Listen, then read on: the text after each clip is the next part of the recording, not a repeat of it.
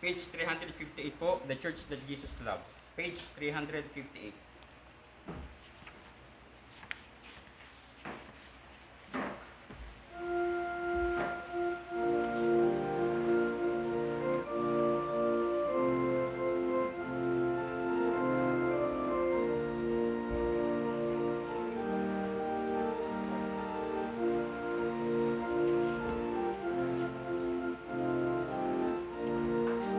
The Church That Jesus Loves, sing. There is nothing that Jesus loves more dearly. There is nothing so dear as His church. Oh, His very, very own ecclesia, which He founded while here on this earth. Oh, come, come, come, come, come to the church. Christ is established. Oh, come to the church which He loves. She now bears the name of Baptist, and He bought her with His precious blood. In my heart I believe in no more surely. She has stood on God's word from her youth. Every holding the scriptures securely. She's the pillar and ground of the truth. Oh, come, come, come, come, come to the church. Christ is established. Oh, come to the church which He loves. She now bears the name of Baptist, and He bought her with His precious blood. Oh, Satan has tried to overcome her. Oh, how often He's tried, but has failed. With the banner of love floating over her, evil forces shall never prevail. Oh, come, come, come, come, come to the church. Christ is established. Oh, come to the church which He loves. She now bears the name of Baptist, and He bought her with His precious blood. Last stanza.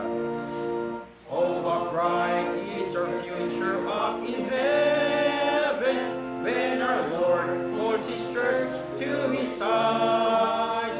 Oh, great honor to her shall be given, as she stands His beloved and His bride. Oh, come, come, come, come, come to the church. Christ is established. Oh, come to the church which He loves. She now bears the name of Baptist, and He bought her with His precious blood.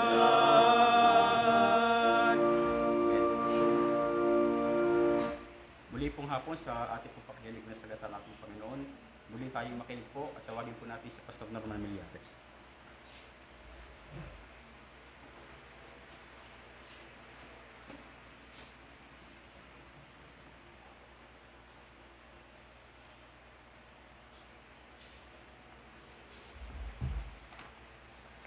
Magandang hapon sa ating lahat. Muli tayong dumako sa pag-aaral ng salita ng Diyos.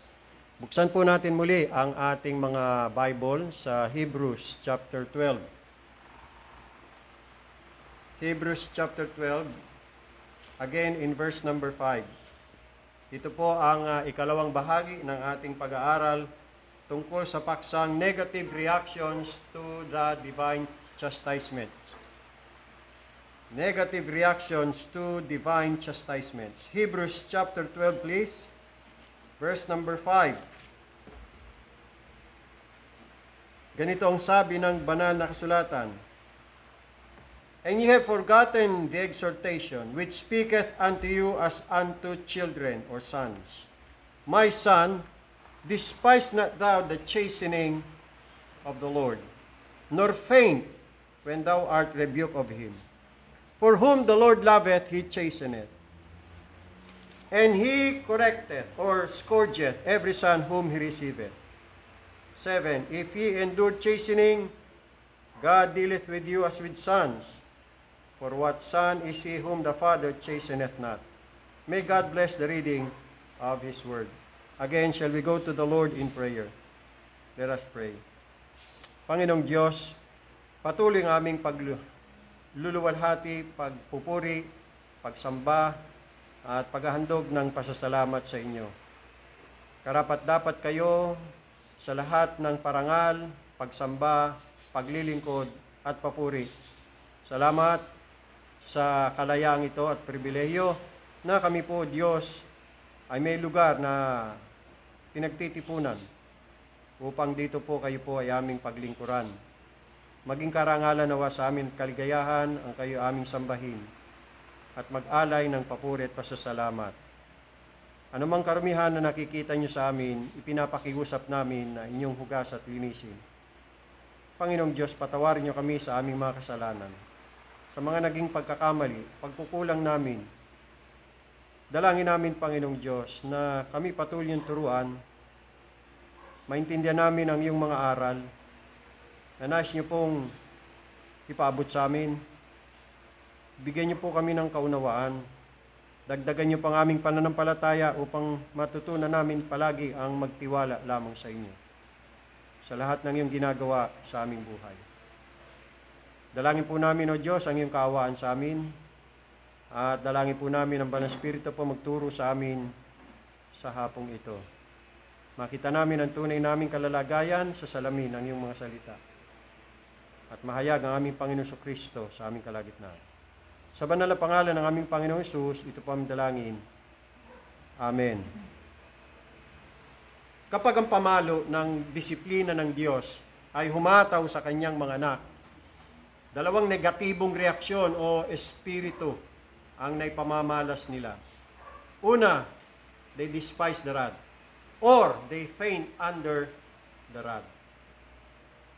Sabi ng ating teksto, my son, despise not thou the chastening of the Lord, nor faint when thou art rebuked of him. Those are the two negative reactions in response to the divine chastisement. Now, kanina ay tinalakay natin yung unang bahagi tungkol sa pag-despise ng pamalo ng Panginoon. At tinanong natin, paano ba hinahamak ang pamalo ng pangdisiplina ng Panginoon? Meron po tayong binanggit na 4. Hinahamak ang pamalo ng Diyos sa pamamagitan ng pagmamatigas. Sa halip na ang anak ng Panginoon ay lumambot sa disiplinang ginagawa, lalong tumigas. Ibig sabihin, nagalit, nagrebelde, hindi matanggap, yung pong ginagawang pagdidisiplina o pagtutuwid sa kanya ng Panginoon. Kung kaya't hindi siya nakinabang. Siya nagmatigas. O kaya siya naging manhid, walang pakiramdam. Bagamat alam niya na ito'y ayon sa kamay o pagkilos ng Diyos, pero hindi na siya apektado. Manhid na siya. Baliwala na sa kanya. Yun yung sinasabing waling bahala sa Tagalog. O kung titingnan natin sa ibang salin, ay pinagwawalang bahala. Dahil hindi niya tanggap yan, at wala na rin siyang magagawa, kung kaya hindi siya apektado. Ikalawa, hinahamak ang pamalo ng Diyos sa pamagitan ng pagrereklamo. Pagka ang isang Kristiyano ay nagmatigas at hindi niya matanggap yung ginagawa sa kanya ng Diyos, eh siyempre, dadaing na yan, magre-reklamo na yan. Pangatlo, hinahamak ang pamalo ng Diyos sa pamagitan ng pamimintas o pamumuna. Dahil sa hindi niya tanggap yung ginagawa sa kanya ng Diyos, wala siyang nakikitang anumang kabutihan na idudulot yan sa kanya. Kung kaya't sa kanyang pag-akala, walang kabuluhan. Lahat ng mga paghihirap na dinaranas niya. Hindi niya makita kung paano siya magbebenepisyo sa mga kadalamhatian at kahirapan na ipinararanas sa kanya ng Panginoon ayon sa kanyang kalooban. Kaya pinipintasan niya. Pinupunan niya. Na para bagang hindi tama yung nangyayari sa kanya. Na para bagang mali ang Diyos at yung tao ang tama. So para siyang nagtuturo sa Panginoon eh. Tuturuan niya ang Panginoon kung anong dapat gawin ng Panginoon sa kanya. Parang may mali. Yeah. May mali sa nangyayari sa kanyang buhay. Alam naman natin mga kapatid na walang nangyayari sa ating buhay na lagpas sa katakdaan o itinalaga ng Diyos. Lahat ng bagay na nagaganap sa ating buhay, ayon yan sa katalagaan ng Diyos at sa kanyang kapahintulutan. Alam yan ng Diyos. Walang nangyayaring anumang bagay sa atin, mabuti man o masama, na lagpas sa layunin o decree ng Panginoon. Kaya yan ay mayroong mahalagang layunin. Pero sa isang nagmamatiga, sa isang humahamak sa pamalo ng Diyos, wala siyang naintindiang anumang pakinabang diyan.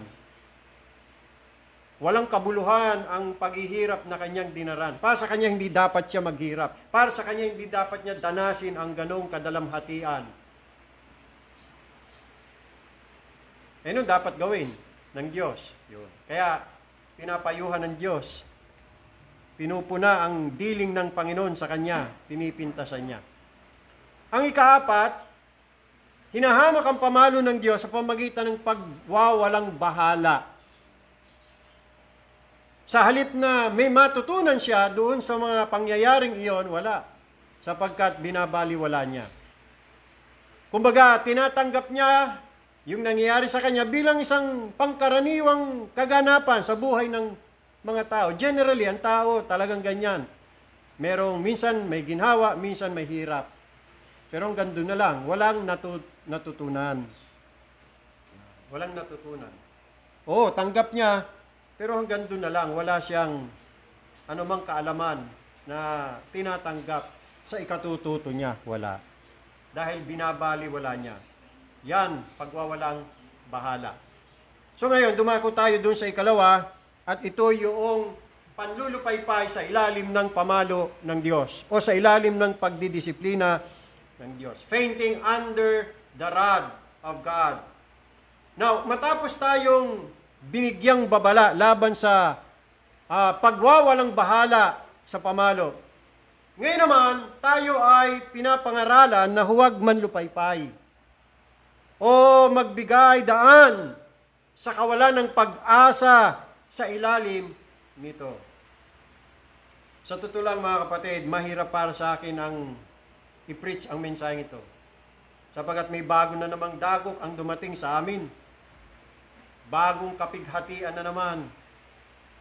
At somehow ay talagang, ako po personally talagang apektado. Napakarami ng affliction ang binibigay sa amin ng Panginoon. Sa akin, sa aking pamilya. Talagang angkop ito itong mensaheng ito Actually, itong mensaheng ito, matagal ko nang naihanda ito. Dapat nga nung nakarang linggo pa ito, ipipreach ko dahil sa bumagyo. At hindi lang nung nakarang linggo, matagal ng panahon na gusto ko rin ibahagi ang mensaheng ito. Kung hindi ako nagkakamali, ay sa matagal ng panahon o ilang taon nang lumipas, parang natalakay na rin natin ito kung natatandaan nyo pa. Pero very timely and appropriately na muli nating matalakay ang paksang ito Sapagkat talagang ito yung pangkaraniwang nagiging reaksyon ng karamihan sa mga anak ng Diyos kapag dumating ang disiplina ng pamamalo sa kanila. They despise the rod or faint under the rod. Mari pang parehas They both despise the rod and faint under God's chastenings. Pareho. Anyway, anong dapat gawin pag nangyari yan? Ito yung ating dinidil. So when God's rod of correction ay dumating sa atin, nangyari sa atin, the Bible says we should not faint under God's chastening. Now, mayroon pong hindi bababa sa tatlong paraan kung saan ang Kristiyano ay maaring manlupaypay sa ilalim ng mga pagsaway ng Panginoon. Banggitin natin, isa-isa. Number 1, ang sumuko or sumusuko. Kailan natin masasabi na ang isang Kristiyano ay nanlulupaypay sa ilalim ng pamalo ng Panginoon? Ang isang Kristiyano ay nanlulupaypay kapag siya ay bumibigay o bumibitaw na sa lahat ng kanyang mga pagsusumikap na makapagpatuloy o manatili. It is giving up all exertion.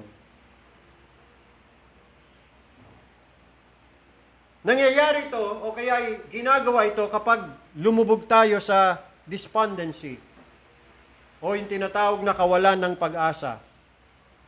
Nangyayari po ito kapag tayo po ay bumigay na sa despair. In despair. Dahil sa hirap na dinaranas, dahil sa tindi ng sakit at hirap, ang Kristiyano, yung Kristiyanong hinampas o hinagupit ay sumusuko na. At sinasabi sa kanyang sarili, hirap na ako, hindi ko na kaya. Sa tindi ng hakupit, sa serye ng mga panghahataw, sa tagal ng mga kadalamhatian na dinaranas, dumating na sa punto yung Kristiyano na gusto nang sumuko sapagkat siya'y hirap na at hindi na niya kaya. That is fainting under God's rod of discipline. Fainting under God's rod of training. Hindi na kaya yung pagsasanay. Gusto nang bumigay. Sumuko, bumitaw. Inaakala niya na ang affliction o adversity na kanyang dinaranas o kaya ipinadana sa kanya ng Panginoon ay higit pa sa kanyang makakaya o kaya'y matitiis. His heart fails him. Nilalamon siya ng kadiliman. Ang liwanag ng pag-asa ay lumalabo. At ang tinig ng pasasalamat ay unti-unting nananahimik. Noon, nakakapagpasalamat pa, nakakapagpuri pa sa Panginoon, pero habang tumatagal ang kadalamhatian o affliction, unti-unting naglalaho ang pagpapasalamat. Sa lahat ng mahirap, mga kapatid, yung prolonged suffering. Maaaring sa umpisa, sa unang bugso ng paghihirap o kadalamhatian o yung tinatawag na affliction, kaya pa. Okay pang spirito. Nagagawa pang magpasalamat, magpuri sa Panginoon, nakakapagpatuloy pa, nakakapagtiis pa, pero habang tumatagal, habang patuloy na umiiral ang kahirapan at lalo pang, ang mabigat, lalo pang tumitindi. Para bang dumadami. At bumibigat. Yun. Ang isang anak ng Diyos ay handa ng sumuko dahil hindi niya nakaya. Di ba? Yun ang mabigat. By the way, ating tinatalakay yung negatibong reaksyon sa pamamalo ng Panginoon. Merong dalawang negatibong reaksyon. Yung siya ay magalit, hamakin ang pamalo ng Panginoon at ang ikalawa ay siya'y manlupaypay. So kaninang umaga, tinalakay natin yung hinahamak. Paano hinahamak ang pamalo ng Panginoon. Ngayon naman ay yung panlulupaypay. Pinanghihinaan na. Sumusuko na sa hirap na dinarana sa buhay. Pero ang sabi, my son, do not faint. Basahin ko nga yun sa Tagalog. Hebrews 13. Hebrews 12.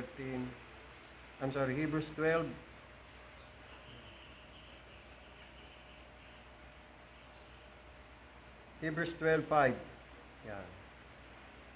Pakinggan nyo, sabi rito. At nakalimutan na ninyo ang pangaral na sinasabi niya sa inyo bilang mga anak ko. Huwag mong ipagwalang bahala ang disiplina ng Panginoon. Yun ang una, ipagwalang bahala. Ikalawa, huwag kang manlupaypay. Kung ikaw ay sinasaway niya. Sapagkat dinidisiplina ng Panginoon ang kanyang minamahal at pinarurusahan o itinatama o itinutuwid ang bawat itinuturing na anak. Siyempre, pag nagkakamali, itutuwid ng Ama. Yan. So ito yung ating tinatalakay, yung panlulupaypay sa ilalim ng pamalo ng Panginoon. Ay talagang natural yan. Nangyayari po yan, mga kapatid. Ngayon, anong ibig sabihin ng panlulupaypay? Ito po yung bumibigay na o bumibitaw na sa lahat ng mga pagsusumikap na makapagpatuloy o manatili. Suko na. At ayaw niya nang magpunyagi, ayaw niya nang magsumikap. Bibitaw na. Kasi hirap na talaga. Ang matindi dyan, mga kapatid, sa mga sufferings, yung prolonged sufferings. Maaaring sa unang buwan, kaya pa, ikalawa, ikatlo, ikaapat. Pero pagdating na ng ika-6, ika-7, umaabot na ng 1 taon, 2 taon, 3 taon, wala na. Wala na. Ibigay na. I wonder, mga kapatid, nung sinubok ng Panginoon si Job,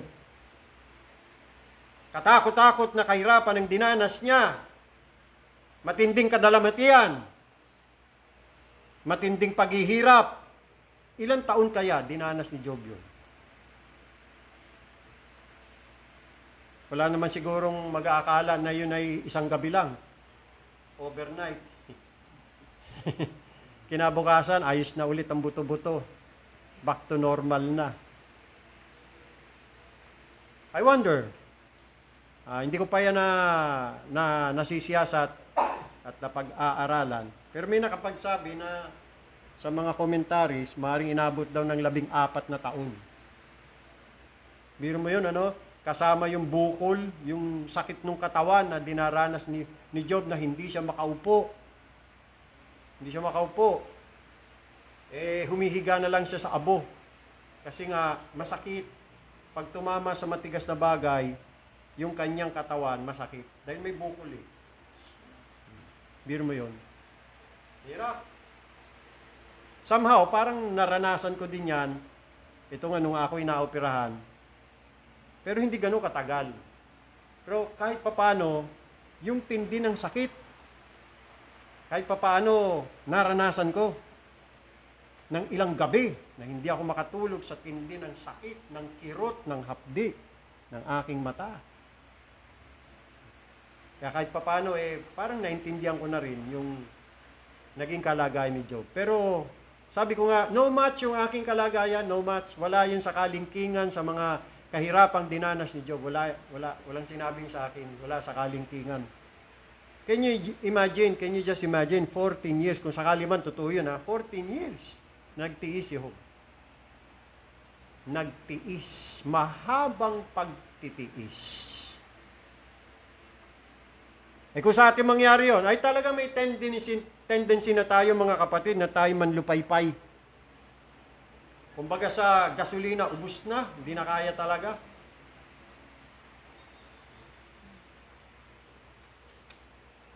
Ang ibig sabihin ng manlupaypay ay ginagawa natin ang ating mga sarili na hindi karapat-dapat sa pagtupad ng ating mga tungkulin. Kaya tayo bumibitaw na. Suko na, ayaw na.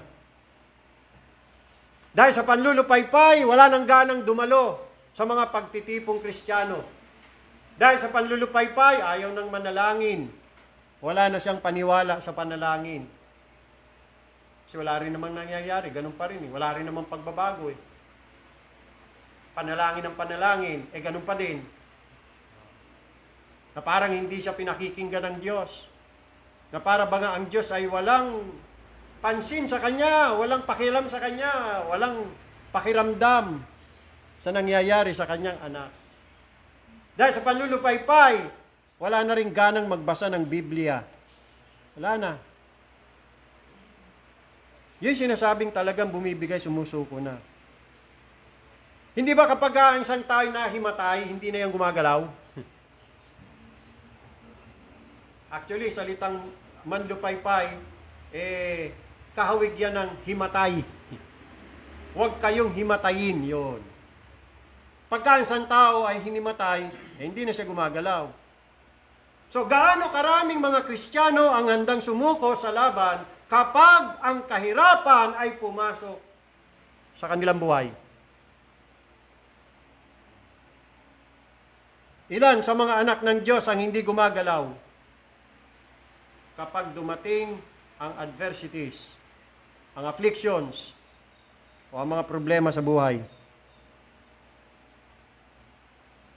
Ilan sa kanilang kalooban o sa kanilang salubin ang nagsasabi, ang kamay ng Diyos ay napakabigat sa akin?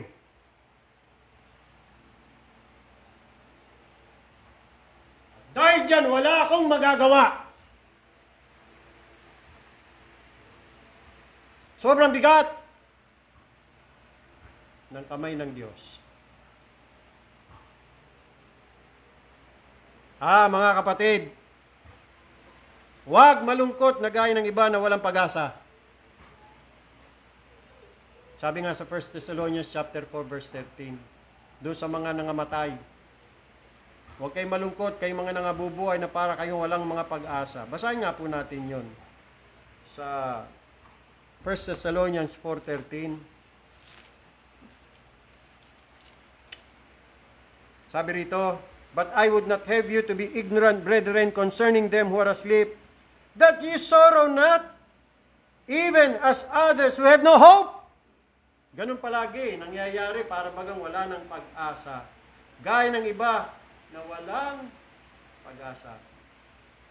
Muli, ang sabi ng ating teksto, faint not when thou art rebuked of him or by him. Huwag kang manlupaypay kapag ka ikaw ay sinasaway. Now, ito ang dapat nating gawin. Kapag ka ikaw at ako'y na-discourage, ang gagawin lang natin, i-encourage natin ang ating mga sarili. Paano yun? Discourage na nga. Encourage ko pa sarili ko. Yes. Ulitin ko, when you're discouraged, ang gagawin mo lang, encourage mo sarili mo. Kung sakaling walang mag-encourage sa'yo, umaasa ka sa kaibigan mo, sa kapatid mo, sa mga kakilala mo, sa mga kapatiran, pero walang nag-encourage, di ikaw na lang mag-encourage sa sarili mo. Gayahin mo si David. Alam niyo ba yon? Pagka si David ay nadi-discourage, siya na lang ang nag-encourage sa kanyang sarili. Basahin natin ang unang Samuel. 1 Samuel chapter 30. 1 Samuel chapter 30. Tingnan natin ang talatang 6. Kapag ka si David ay lupaypay, nadi-discourage, in despair, in despondency, anong kanyang ginagawa? Anong remedyo ang ginagawa ni David? Ito, 30 verse 6, 1 Samuel. Lubhang naguluhan si David, o lubha siyang nabagabag, o nagulumihanan, o troubled, he was troubled. Let not your heart be troubled, Jesus said. You believe in God, believe also in me. But sometimes, trouble comes. And when it comes, anong gagawin natin? Look what David did. Lubhang naguluhan si David sapagkat pinag-usapan ng mga tao na batuhin siya. Ang buong bayan ay masama ang kalooban dahil sa kanya-kanyang mga anak na lalaki at babae.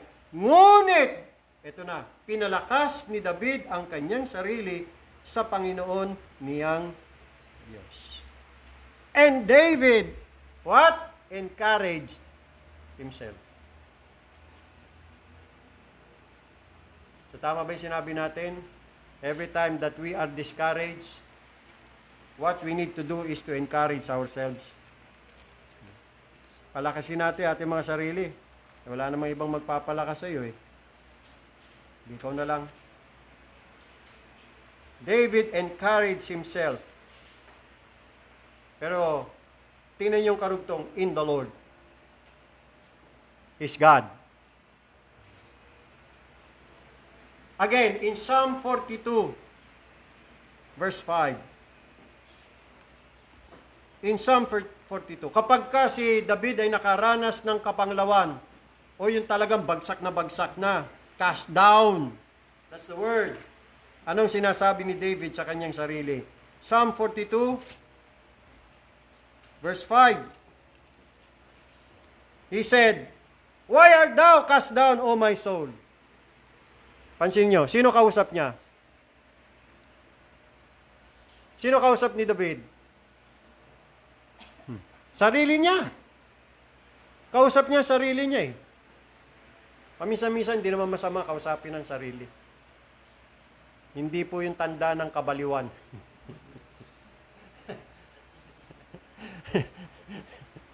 Ang ginagawa mo, nakausap ko sarili ko. Ano pakila mo? Bakit mo kinakausap sarili? Ayaw mo ako kausapin eh. Di ako na lang. Walang gustong kumausap sa akin eh.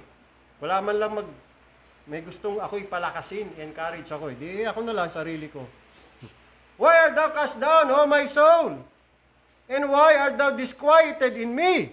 Look at this. Hope thou in God. Kanino sinasabi ni David yan? Sa sarili niya. Hey, David!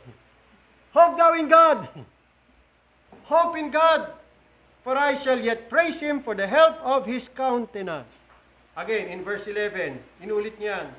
Why art thou cast down, O my soul? Why art thou disquieted within me? Hope thou in God. Di ba? In-encourage si David yung kanyang sarili na magtiwala, umasa sa Diyos. Bakit? Nawawala na siya ng pag-asa eh. Nanlulupaypay. Nangihina. For I shall yet praise Him, who is the help of my countenance and my God. In-encourage niya ang kanyang sarili na patuloy pa rin niyang purihin ang Panginoon sa kabila ng kanyang kadalamatian o affliction.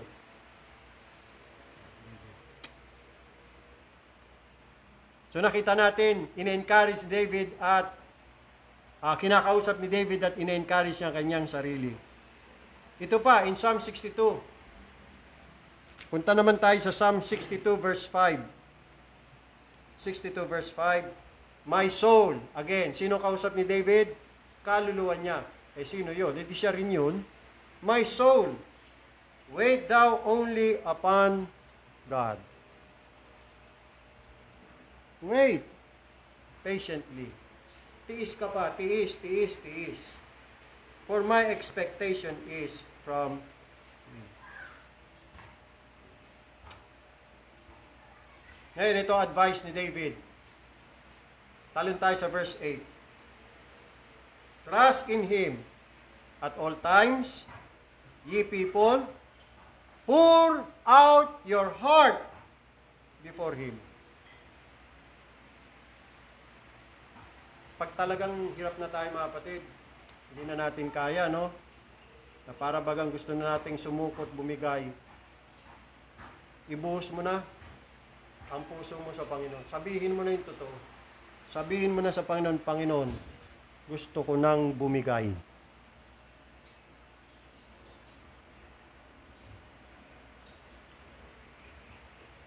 May tendency na po akong sumuko. Aminin na. Aminin na sa Panginoon. Sabihin mo na yung totoo. Ganda yun. Buhos mo na talaga. Na Panginoon, kung wala po kayong gagawin, matutuluyan na akong bumigay. Babagsak na po ako. Pour out your heart. Be open. Be honest. Sabi mo kung ano laman ng puso mo. Unawa ng Panginoon yan. God is a refuge for us. Okay? Huwag na tayo mahiya. Alam naman ng Panginoon, yung laman ng puso natin kahit di natin sabihin yan natatalos niya yan, nakikita niya yan, sapagkat ang Panginoon ay tumitingin sa puso, hindi sa labas. Be open now. Pour out your heart to God. Naman talagang totoo Diba? Alam nga naman magplastikan pa. Alam nga naman magkunwari at magpanggap ka na malakas ka pa rin. Maraming ganyan, nagkukunwari, malakas Pero totoo, hindi na kaya talaga Bibigay na rin mas maigi pa, magsabi na ng totoo, mas maigi pa, maging lapat ang damdamin sa Panginoon. Yan.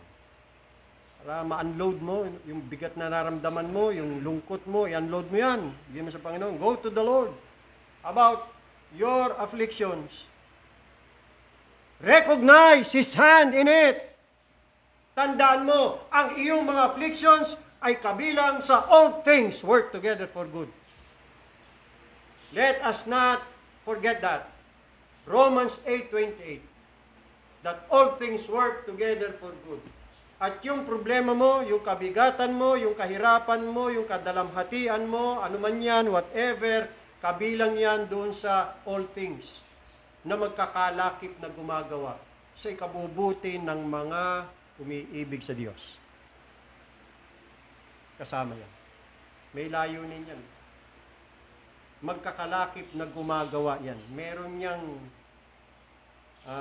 purpose. Kaya nangyari yan, gagawa yan sa ikabubuti ng mga umiibig sa Diyos.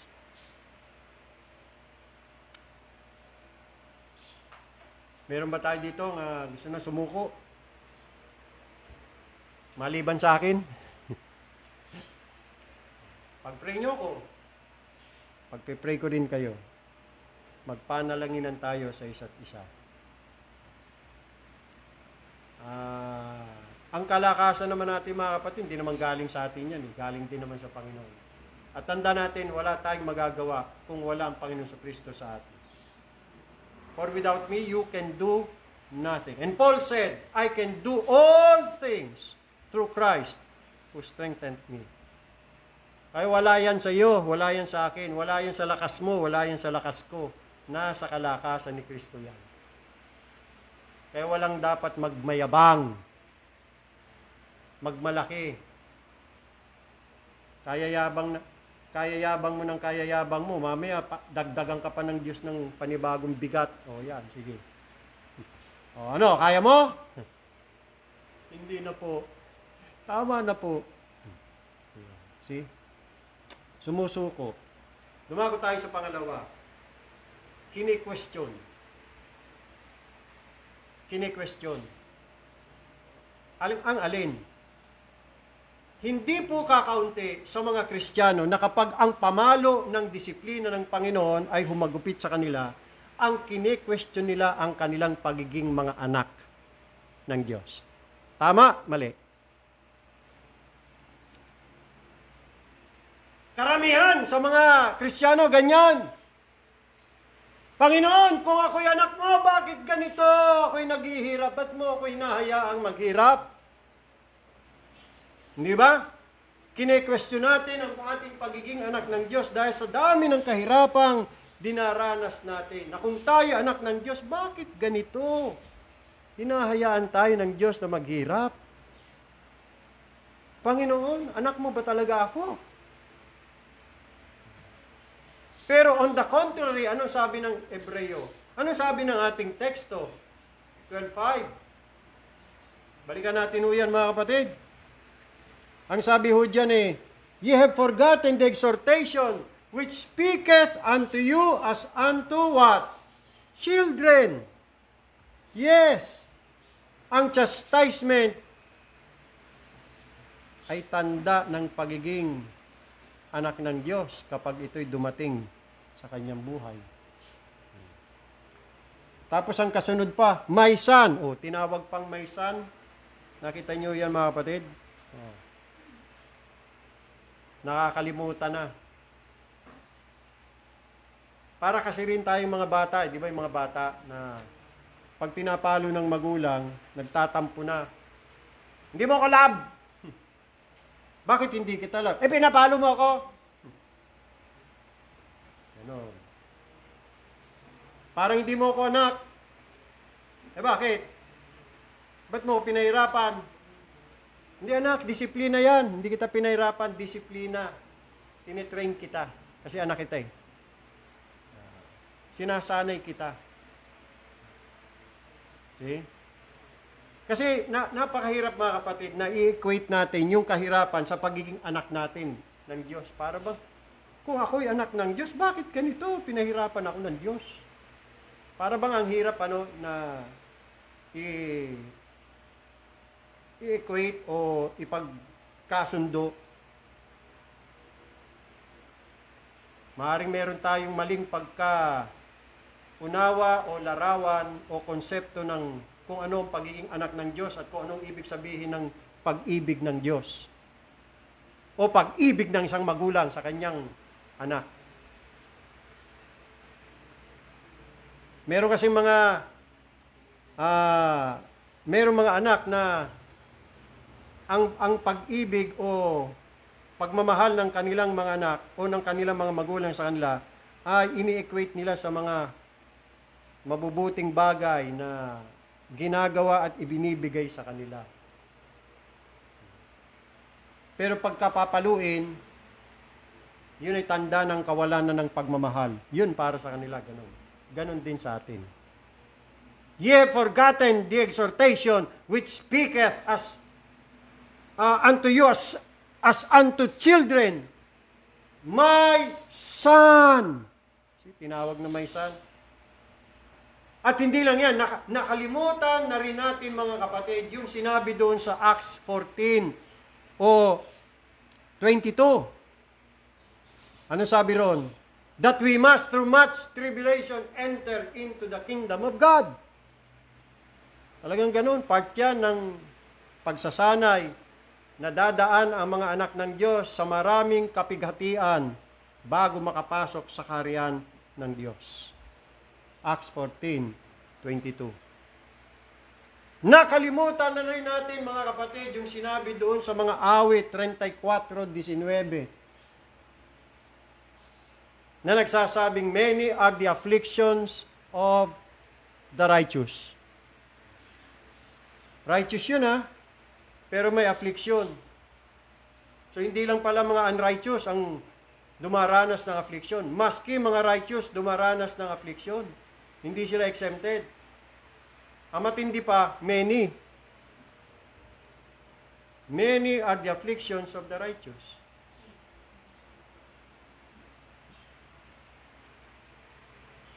Righteous kaya ako?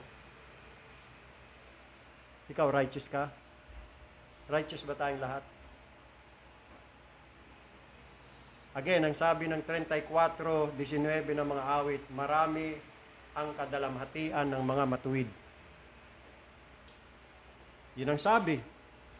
Marami ang kadalamhatian ng matuwid. So, hindi ibig sabihin na pag ikaw ay matuwid, exempted ka sa namang uri ng kahirapan. Walang ganyan sa Bible. Wala. Huwag kang managinip. Huwag kang mangarap. Huwag kang magkaroon ng maling akala. Many are the afflictions of the righteous, and the Lord delivereth them out of them all. Yun ang maganda, yun ang pangako. Inililigtas sila ng Panginoon mula sa mga kadalamhatian yan. Pero sabi ng isa, ngunit kung ako ay kanyang anak, ay dapat wala ako sa kahirapan. Dapat wala akong paghihirap. Dapat wala akong kaabahan. Dapat walang sakit kung ako'y anak niya. Basahin mo ulit kapatid ang Hebrews 12:8. Basahin natin. Tagalog. Sabi ron, ngunit kung kayo ay hindi dinidisiplina, na madalas hindi ka nais-nais at masakit, na siyang naranasan ng lahat. Pansin mo yan, naranasan ng lahat. Lahat ay nakararanas yan. Yung disiplina ng pagtutuwid o pamamalo. Kung gayon, kayo'y mga anak sa labas at hindi mga tunay na anak. You see, yung pala ay katibayan na siya pala ay anak ng Diyos pag nakararanas ng pamalo. Tiniyak niyan sa atin ng talata. Tiniyak yan sa atin ng salita ng Diyos. Na ang tunay niyang anak dumaranas ng disiplina, pagsasanay, pagtutuwid, pagtuturo, o kung tawagin ay chastisement. Wala siyang anak na hindi china-chastise. Wala siyang anak na hindi sinasanay, tinutuwid, o hinahagupit, o hinahampas. Wala. Gaya lang, lagi ko sinasabi mga kapatid, isa lang ang anak ng Diyos na walang kasalanan. Pero wala siyang anak na walang mga latay. Ultimo, yung tinaguriang the only begotten Son of God, tumanggap ng maraming latay. At yan ang dahilan kung bakit nagsigaling tayo. Dahil sa kanyang mga latay. Tayo pa kaya ang hindi tatanggap ng mga latay? Ano, exempted? Ano, special? Walang ganun. Sa mga anak ng Diyos, walang espesyal. Na bukod tangi, ito lang hindi pinapalo. Bukod tangi, ito lang ang pinagiginhawa. Walang problema, walang kahirapan, walang kadalamati, walang pagsubok. Espesyal eh. Walang ganun. Lahat yan. Ang sabi dyan, all are partakers. All are partakers. Kaya kung hindi ka partaker sa chastisement ng Diyos, hindi ka rin partaker sa kanyang kabanalan. At kung walang kabanalan, tanda natin mga kapatid, walang sino man ang makakakita sa Panginoon. Gaya ng sinabi ng talatang 14, follow holiness. Sapagat kung walang kabanalan, ay walang makakakita sa Panginoon.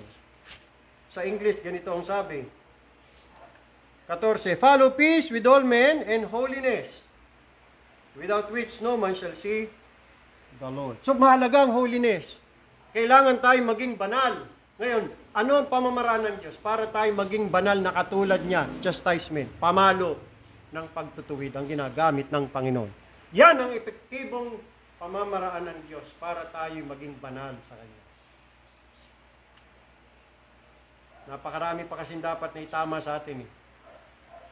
Sa palagay niyo ba mga kapatid, tama na tayo? Okay na? Okay na ba tayo? Wala na tayong pagkukulang? Oh, dami. Sa tingin nyo kaya wala na tayong kapintasan? Naku, dami.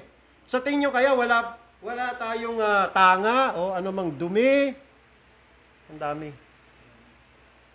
Kailangan pa yung linisin. Lahat ng mali, itama. Lahat ng kalikuan ay ituwid ng ating Ama na nasa langit. Kaya epektibong pamalo ng Panginoon sa pagdidisiplina, pagtutuwid at pagsasaway sa kanyang mga anak. See? Alam niyo kung bakit ang tao nagkaroon ng ganyang maling kaisipan na pagkaanak ng Diyos, dapat hindi naghihirap. Sabi nila, pagkaanak ng Diyos, dapat pinagpapala. Dahil yan sa napakaraming mga bulaang pastor at mga ngaral sa ating panahon. Yang mga nagtuturo ng kasinungalingan na nagsasabing hindi daw kalooban ng Diyos na ang kanyang mga anak ay mag-suffer. Pastor na bulaan, saan mo nabasa sa Biblia yan? Pakita mo ang talata. Nang santunay na anak ng Diyos ay hindi daw nagsasuffer. Bakit si Kristo? Bugtong na anak ng Diyos, nagsuffer. Basahin natin ang Mateo 16. Matthew chapter 16 verse 21. Ano sabi diyan? Tingnan nyo ha. Mismo ang bugtong na anak ng Diyos, yung talagang original, taal na anak ng Diyos, the only begotten Son of God. Ang sabi riyan sa 21, pakinggan nyo.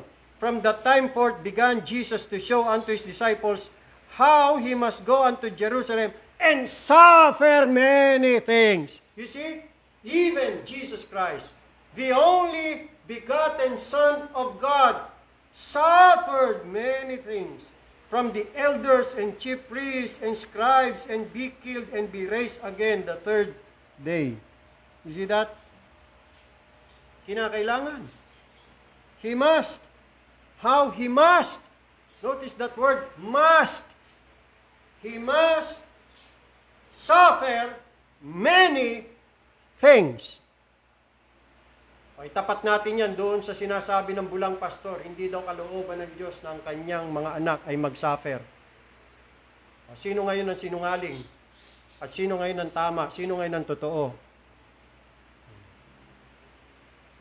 Kaya nga si Jesus Christ, sabi ng 5:8 ng Hebreyo natuto siya sa pamagitan ng mga kahirapang kanyang dinanas. Basahin natin ang Hebrews chapter 5, verse 8. Hebrews chapter 5, verse 8. Hebrews 5:8. Tungkol kay Jesus Christ. Though he were a son, tumutukoy kay Jesus Christ, yet learned he obedience. Paano? By the things which he suffered. So kung ang Panginoon Kristo mismo na anak ng Diyos, learned he obedience by the things which he suffered, and so must we. And so must we.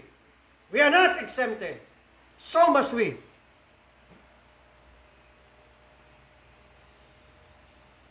Sa totoo nga lang mas marami tayong natututunan sa panahon na tayo naghihirap kaysa sa panahon na tayo sagana. Tama? Mali? Wala kang matututunan sa panahon ng kasaganaan. Mas marami kang matututunan sa panahon ng maraming kahirapan.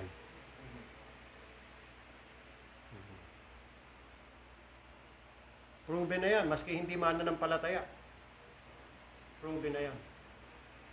Di ba? Tapos sasabihin, hindi daw kalooban ng Diyos na ang kanyang mga anak ay mag-suffer. Bulaan. Marami umaasa. Marami sumasama doon sa mga reliyon nila sa mga sekta nila, sa grupo nila, no? Kasi doon puro kasaganaan, puro blessing, puro kaginhawaan. Ilalabas lang yung panyo, iwagayway lang, blessing na dadating. Magdala ng payong, ibuka ang payong, buksan ng payong, baliktarin para sahurin ang pagpapala. Wala nang kahirapan, wala nang karamdaman, wala nang kalugihan, wala na. Kaya yari ka. Yari ka. Hindi o ganoon, mga kapatid. Maling-mali po yan. Ang mga Kristiyano ay dapat ding mag-suffer. See? Christians also suffer. Sinabi na ni Jesus Christ yan sa kanyang mga alagad. Sa Juan 16:33. Basahin natin. Juan 16:33. In this world, sabi ni Jesus Christ, you shall have tribulation. See? Sinabi ba niya, giginhawa kayo, wala na kayong problema. Magiging maligaya na kayo, hindi na kayo iiyak, hindi na kayo mahirapan, hindi na kayo luluha, puro lang ginhawa sa buhay. Walang ganon. Sabi rito, these things I have spoken unto you, that in me ye might have peace in the world. In the world. Nandito pa tayo sa world. You shall have tribulation. Sa sanglibutan, kayo'y magkakaroon ng kapigatian. Pero may encouragement ang Panginoon. But be of good cheer. I have overcome the world. Last, Filipos 1:29. Philippians 1:29. So nire-refute lang natin yung maling turo ng mga bulang pastor na hindi daw kalooban ng Diyos na ang kanyang mga anak ay mag-suffer. Depende yan sa sufferings. Kung nagsasuffer ka dahil sa iyong mga kasalanan, ay hindi kalooban ng Diyos yan. Pero kung nagsasuffer ka for righteousness sake, blessing yan. Yan ang magandang suffering. If you suffer as a Christian, Peter said, let him not be ashamed. So ang Christian din nagsasuffer. Philippians 1:29, ito naman ang sabi ng Apostol Pablo, 1:29, for unto you sa mga mananampalataya sa Pilipos, it is given in the behalf of Christ, not only to believe on Him, but what? But also to suffer for His sake. Kung si Kristo ang magiging palagi mong prioridad sa buhay, at siya ang magiging pangunahin sa iyong buhay, you will suffer.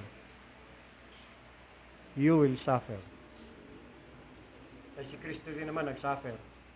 Naghirap. So ang pagiging Kristiyano is not a bed of roses. Sometimes may thorns. May mga tinik. May kahirapan. At yan ay kaloob ng Ama sapagkat doon tayo tuturuan niya at doon tayo matututo na sumunod sa Kanya at maging sakdal sa Kanyang harapan. Kaya yung turong yan, na hindi daw kalooban ng Diyos ng Kanyang mga anak mag-suffer, turo ni Satanas yan eh. Sa totoo lang mga kapatid, that is a satanic lie. Pastor, ano ba preba mo dyan? Ay di ba, yung tinukso ni Satanas si Jesus Christ, nung nakita niya si Jesus Christ nandun sa disyerto, gutom. Kasi ilang araw nang hindi kumakain. Nakita niya, gutom.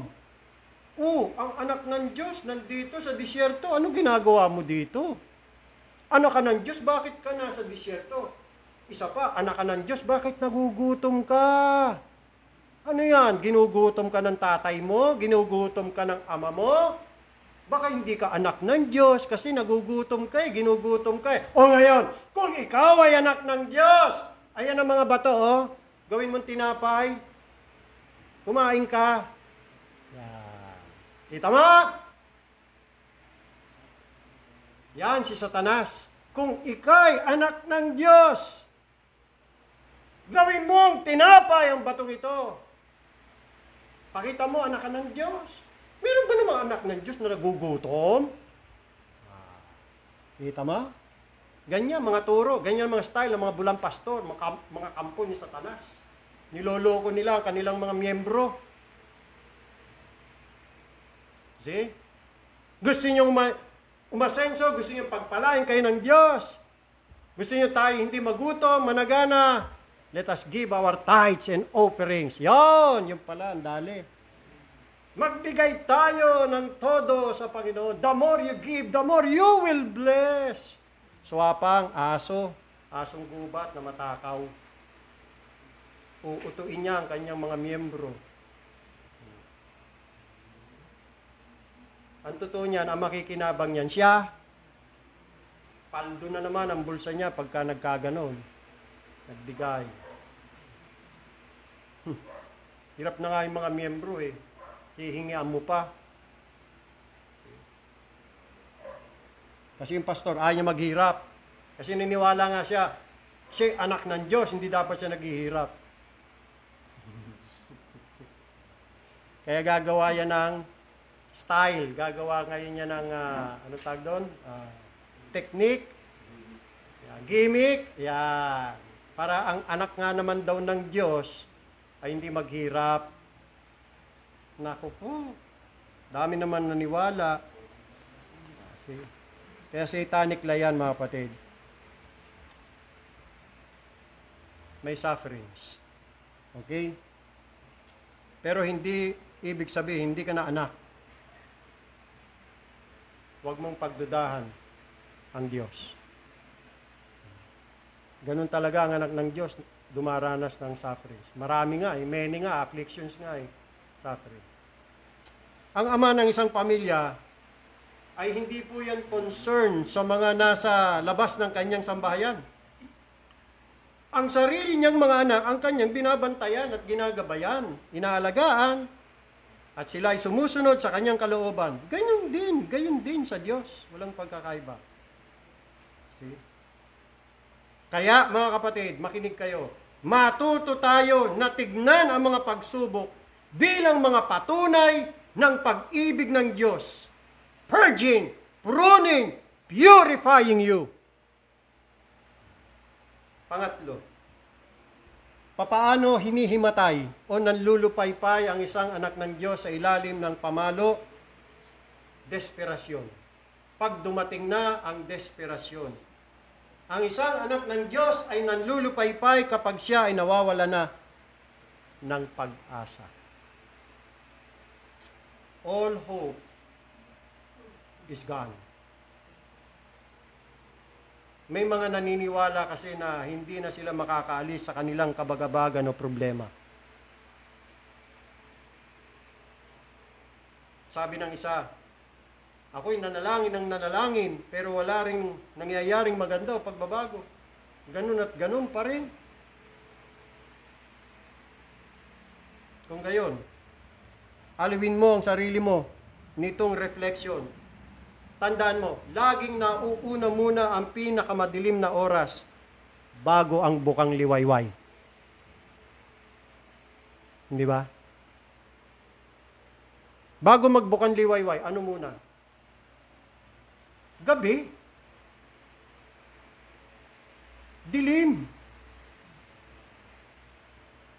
Ngayon, kung inakala mong puro kadiliman na lamang nangyayari sa iyong buhay, di may pag-asa. Bakit? Ang susunod niyan ay bukang liwayway.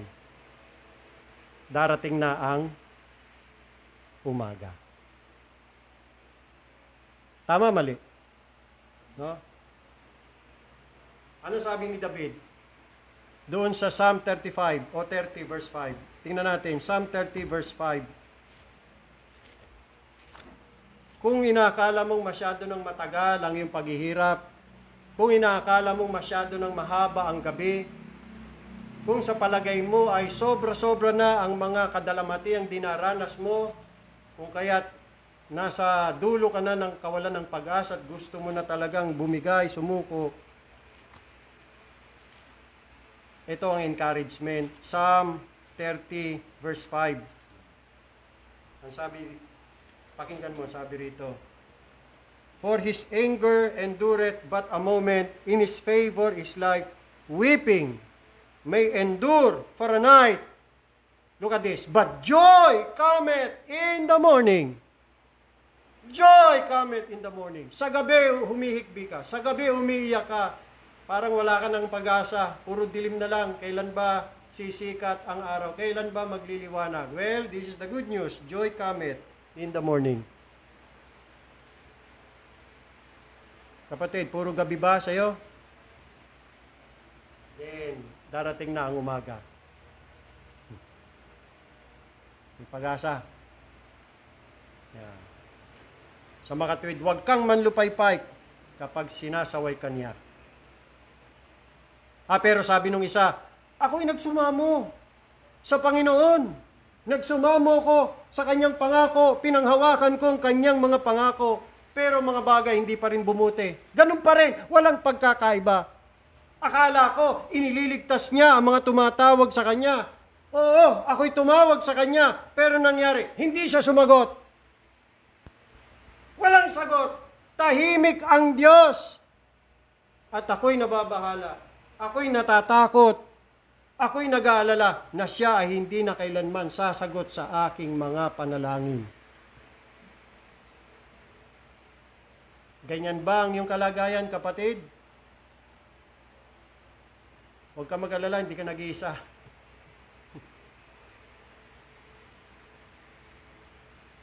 Kaya lang, kung ating aanalisahin at pag-iisipang mabuti, yung ganyang sinasabi natin, ganyang nararamdaman natin, ay naku po, hindi ba tayo nahihiya na makapagsalita ng ganyan? O kayo makapag-isip ng ganyan sa ating Diyos Ama? Yan ay tanda ng kawalan na ng pagtitiwala sa Diyos. Wala ka ng tiwala. Wala na. Kakulangan na yan ng pananampalataya.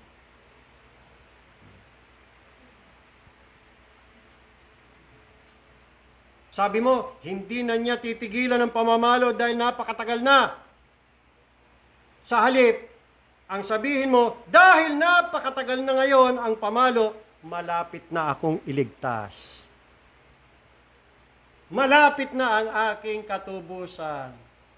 malapit nang masusolusyonan ang aking problema. Dahil ang tagal na eh. Nga naman. Kaya huwag tayong mawala ng pag-asa. Kung sakaling ang tagal-tagal na.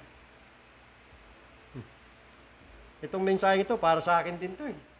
Ako matagal na ako naghihintay sa Panginoon, halos 30 taon na. Na ako'y nananalangin sa Panginoon na ako'y hanguin niya sa kadustaang ito. Sapagkat ako'y nilagay ng Panginoon sa kadustaan. At ang tagal ko nang inihiling sa Panginoon na ako'y hanguin niya. Tagal na ako naghihintay. Pag-pray nyo rin ako mga kapatid. Hindi naman ako Superman, hindi naman ako santo, hindi naman ako palaging malakas. Ako i-sustain ng Panginoon na makapagtiis pa at makapaghintay. Yan din ang pinagpe-pray ko sa Panginoon. Panginoon, bigyan pa po ninyo ako ng biyaya na ako'y makapaghintay pa ng may pagtitiis. Bagamat sobra-sobra ng pagtitiis eh. Kaya lang, sabi ng Panginoon, magtiis ka pa. Tiis ka pa. At kung paano ko hahanguin ng Panginoon mula sa kadustaang ito, hindi ko alam. Kung anong kanyang plano, kung ang kanyang pamamaraan, hindi ko alam eh. Kaya kailangan kong magtiwala sa Panginoon. So nakita natin mga kapatid, despise not, faint not, oh, may divine grace preserve both you and me from either sinful extreme, either despising the rod or fainting under the rod. Na sa aking pagtatapos sa mensaheng ito, nais ko bahagi sa inyo na ang isang napakagandang payo na ibinigay ng isa sa mga itinuturing kong mentor sa buhay ko, na bagamat patay na ay nagsasalita pa rin. Siya walang iba kundi si Brother Arthur Pink.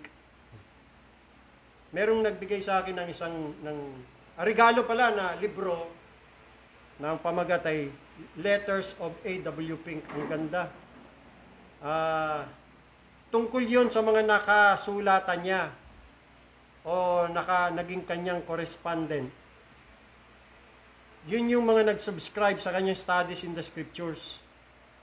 May mga 1,000 sila eh. Mula sa US, Australia, at saka UK. Yan. Kumbaga, virtual members niya, virtual ship. Siya naman yung virtual pastor. Yan. So, nagko-correspondent sila, no? Sulatan sila. Yun lang ang tanging paraan ng kanilang communication. Wala pa naman cellphone noon. Walang TV. Walang internet. Walang laptop. Sulat, kamay, koreo. Sulatan. At itong mga taong ito kahit kailan hindi pa niya nakita. Hindi. Pero parang kala mo matagal sila magkakilala. Ni minsan hindi pa sila nakita eye to eye. Na meron dong isang lalaki ng pangalan ay Lowell Green. Si Lowell Green. Lagi niyang pinapayuhan yon. Kasi laging humihingi si Lowell Green ng advice kay Brother Pink.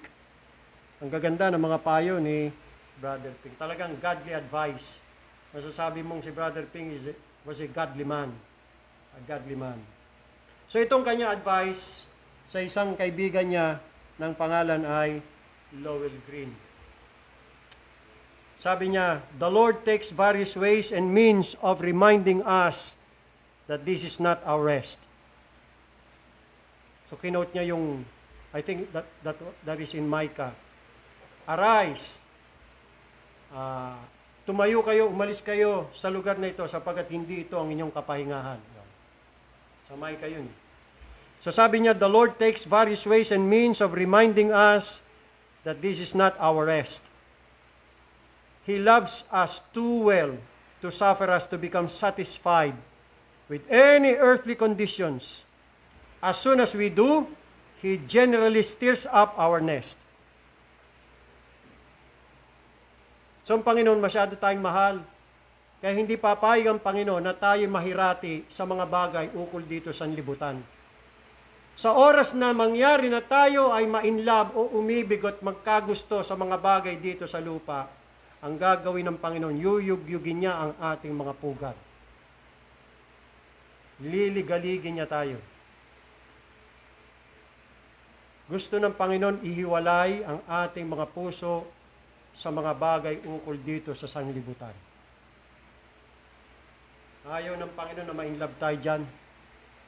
Ang nais ng Panginoon ma-inlove tayo sa mga bagay ukol sa langit. Sapagkat taga-langit tayo. Hindi tayo taga-sanglibutan. So sa oras na mangyari yan, mga kapatid, as soon as we do, sabi niya, He generally stirs up our nest. Pugad.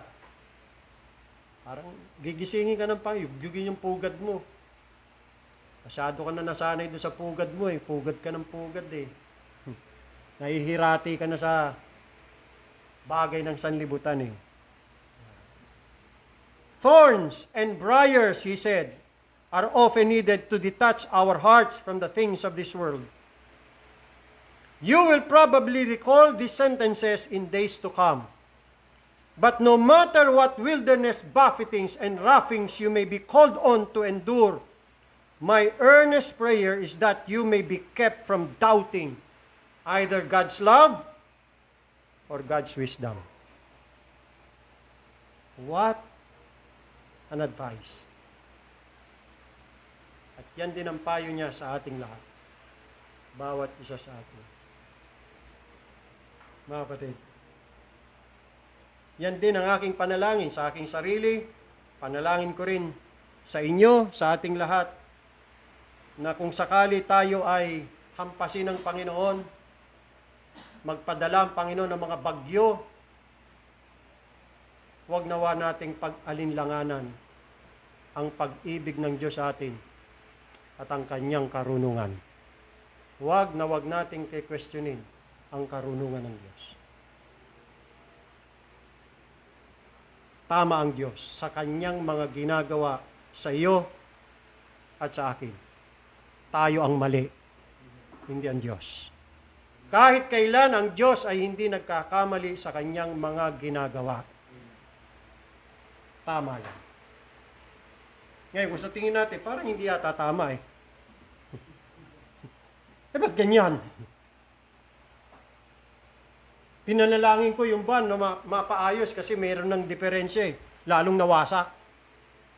Tama ba yon? Matagal ko nang pinagpe-pray yung van na maayos eh. Yung aircon, sira. Yung mga gulong, pudpud na. Yung cambio, gumagaragal na.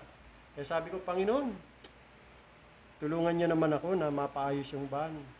Wala akong budget. Nanalangin ako, panalangin ng panalangin, naghintay, bandang huli, ano nangyari? Nabangga, wasak. Lalong nawasak.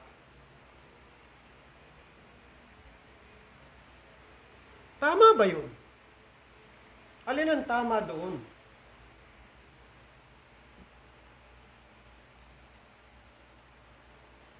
Mga kapatid. Pero, nangyari yan eh. Kalooban, kagustuhan ng Panginoon, bagamat di ko naman kagustuhan, maniniwala pa rin ako. Yan ang karunungan ng Diyos eh. Maaring hindi pa niya ina-unveil sa akin, hindi pa niya pinapaliwanag. Balang araw, paliliwanag niya kung bakit. Magtiwala lang sa Panginoon. Norman, magtiwala ka lang sa Panginoon.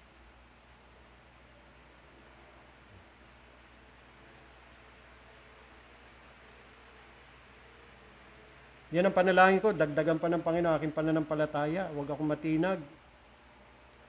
Huwag mawindang.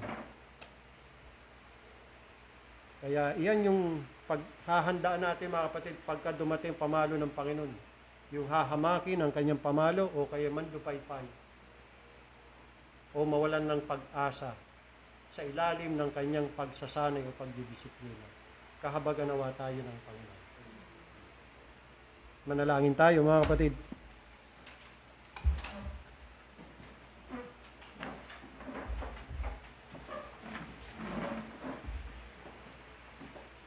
Panginoon naming Diyos, maraming salamat po sa iyong mga salita. Ipinahayag sa amin, Panginoon. Kailangan po namin ng ganyang uri ng mensahe. Kailangan namin ng iyong kaaliwan. Saan pa namin kukunin kundi mula sa iyong mga salita. Maraming salamat sa iyong mensahe, Panginoon Diyos sa amin. Lalo na po sa mga nangyayari sa aming buhay na kadalasan, pasensya na po kay Panginoon, di namin maunawaan. Puro kami tanong, pagtataka, nais naming malaman ang kasagutan. Kung hindi man ngayon, balang araw, ipaunawa niyo rin sa amin. Kaya i-prepare niyo kami palagi sa mga bagay na maaari pang mangyari sa aming buhay. Ihanda niyo kami palagi, Panginoong Diyos. Huwag kaming magugulat, huwag kaming mabibigla.